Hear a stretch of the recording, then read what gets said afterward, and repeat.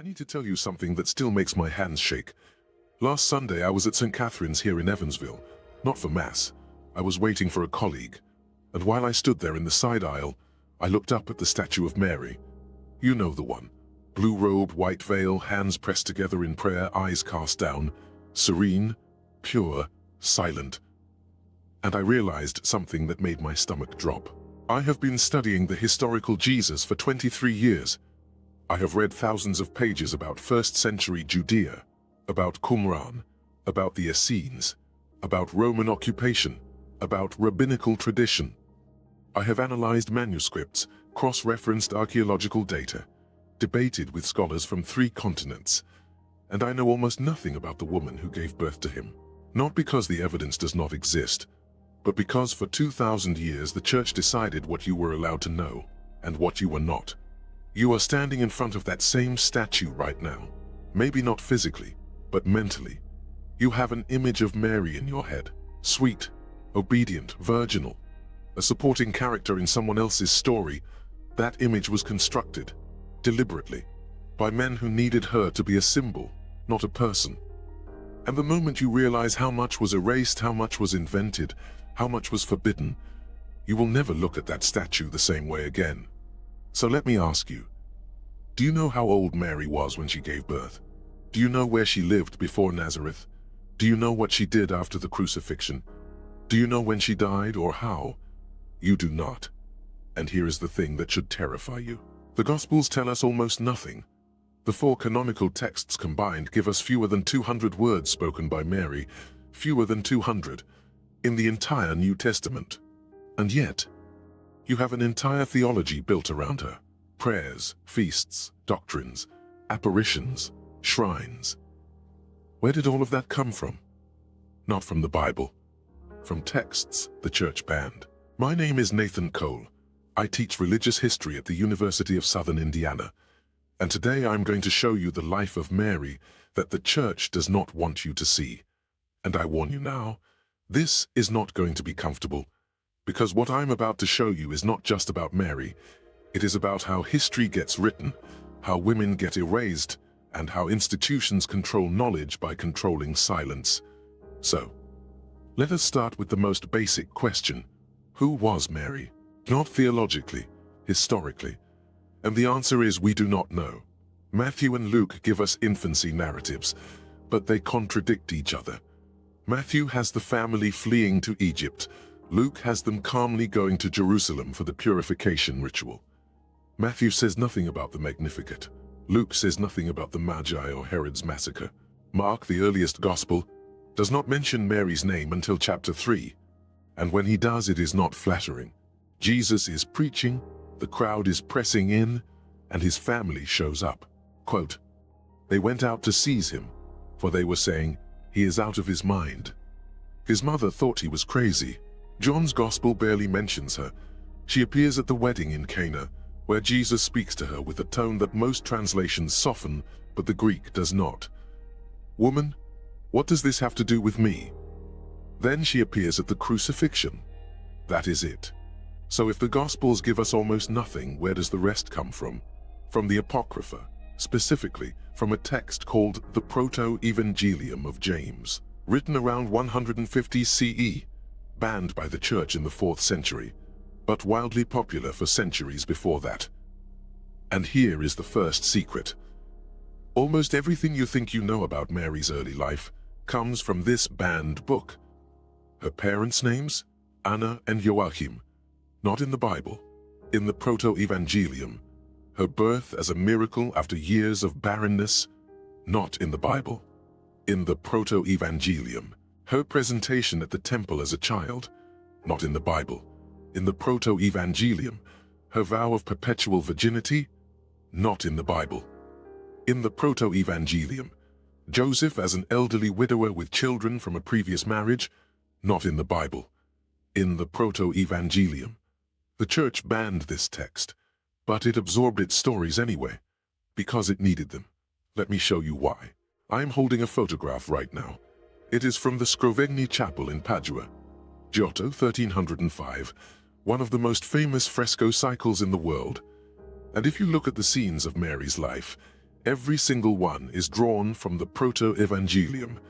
Anna and Joachim at the Golden Gate, Mary ascending the temple steps as a toddler, the angel appearing to her while she is spinning purple thread for the temple veil. None of this is biblical. All of it is canon in Catholic and Orthodox art. Why?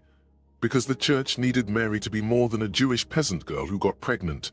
It needed her to be a theological construct, and so it borrowed from the very texts it condemned. Now, here is where it gets darker, because the Protoevangelium does something else, something the Church found very useful. It erases Mary's agency. In the canonical Gospels, Mary's consent is ambiguous. In Luke, the angel announces the pregnancy.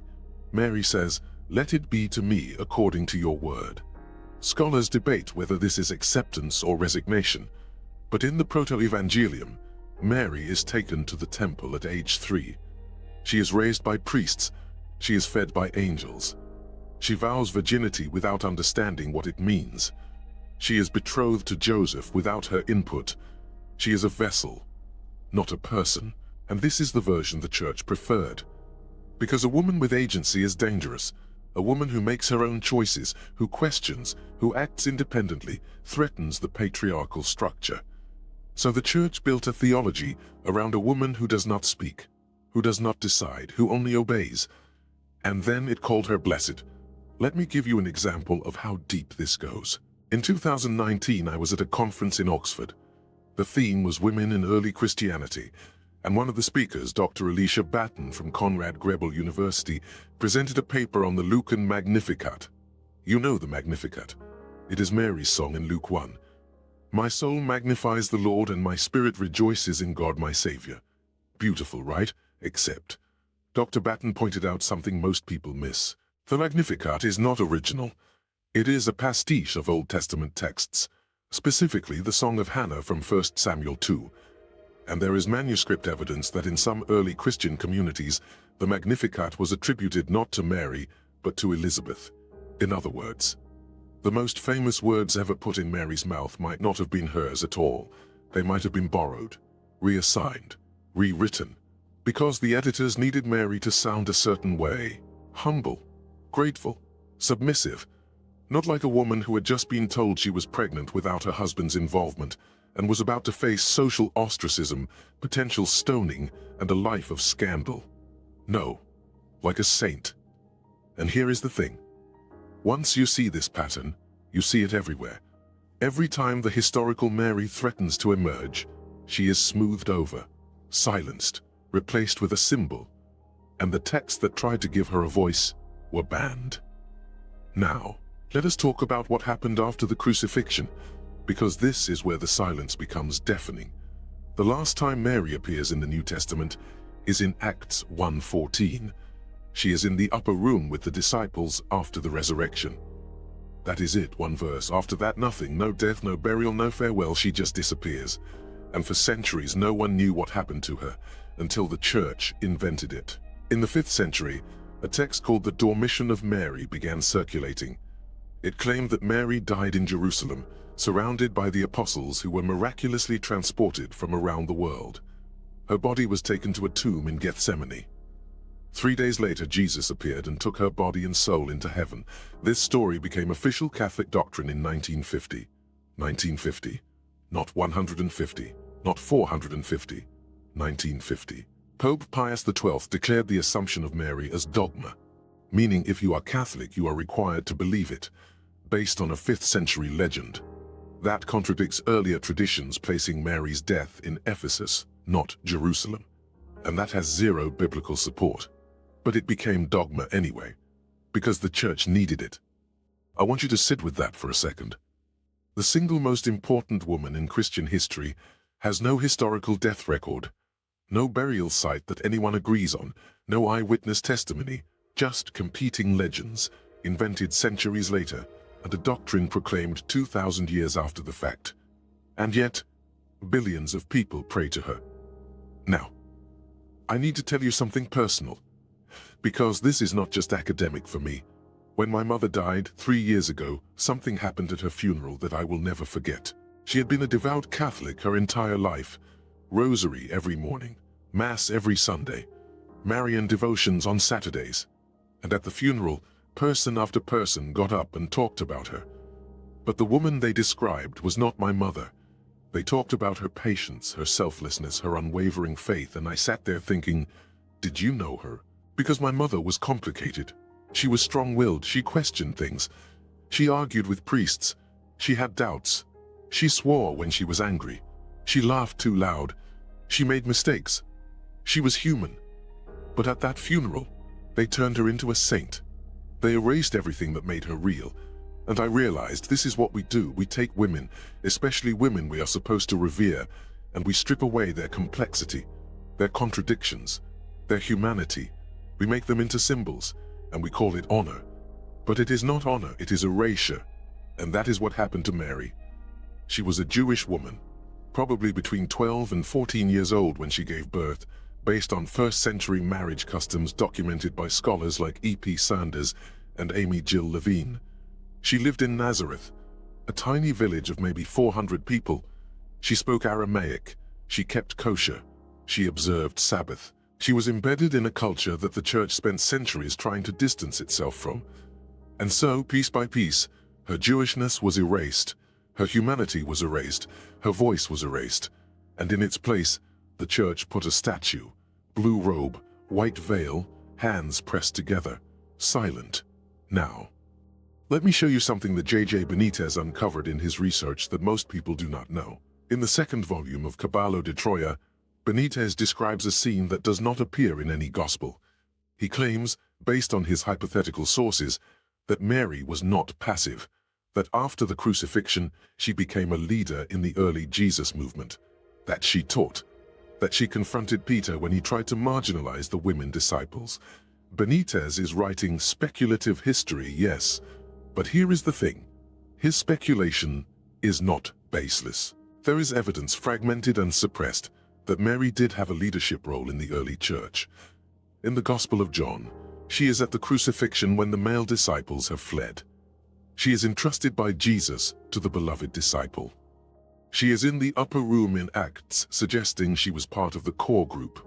And in early Christian art before the 4th century, Mary is often depicted not as a passive mourner, but as an orans, a figure with arms raised in prayer and authority, the same pose used for bishops and apostles. But after Nicaea, after Christianity became the religion of the empire, that image disappeared. Mary was demoted, from leader to mother, from actor to symbol, because the church decided that women could be venerated, but not empowered, and the texts that suggested otherwise were banned.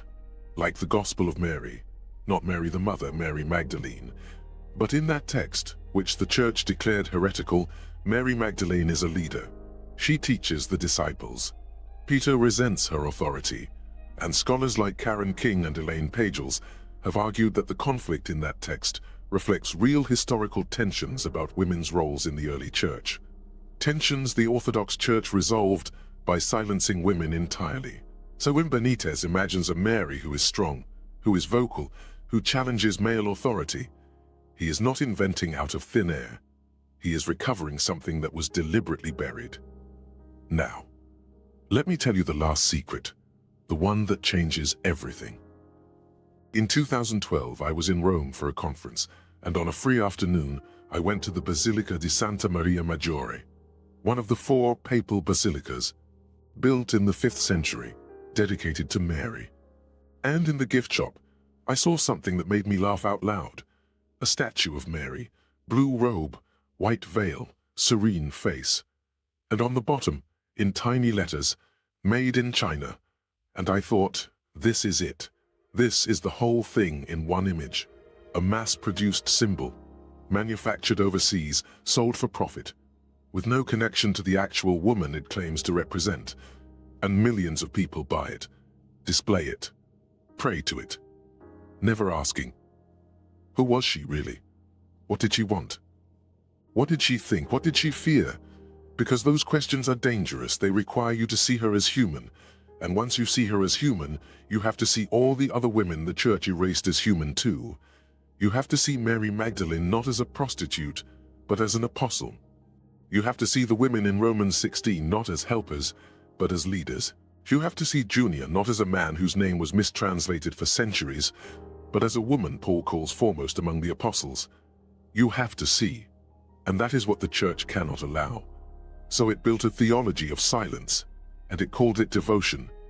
I am standing here today, 23 years into my career, and I will tell you honestly, I do not know who Mary was. I know who the church says she was. I know who the banned texts say she was. I know who medieval mystics say she was. I know who Protestant reformers say she was not. But the actual woman? The one who gave birth in a stable, who fled to Egypt, who watched her son die, who somehow held on to faith through all of that? I do not know her. No one does. Because her story was never written down. Not by her. Not by anyone who knew her. All we have are reconstructions, projections, agendas, and a silence so deep that 2,000 years later we are still trying to fill it. But here is what I do know. She was real. She was Jewish. She was young. She was scared. She was brave. She was complicated. And she deserved better than to be turned into a statue. So the next time you see that image, blue robe, white veil, hands pressed together, I want you to ask one question. Who is this? Is it Mary? Or is it what men needed her to be? Because until you can answer that, you are not praying to a woman. You are praying to a lie. And that should make you furious. It should make you demand the truth. Even if the truth is just this: we do not know, but we should have been allowed to ask. That is the secret life of Mary. Not what she did, but what was done to her. How she was silenced, erased, reinvented. And how, 2,000 years later, we are still living with the consequences of that theft. I am Nathan Cole. I teach history, but today I am asking you to unlearn it and to demand better for Mary, for all the women the church erased, and for yourself, because if they lied about her, what else are they lying about? Think about it.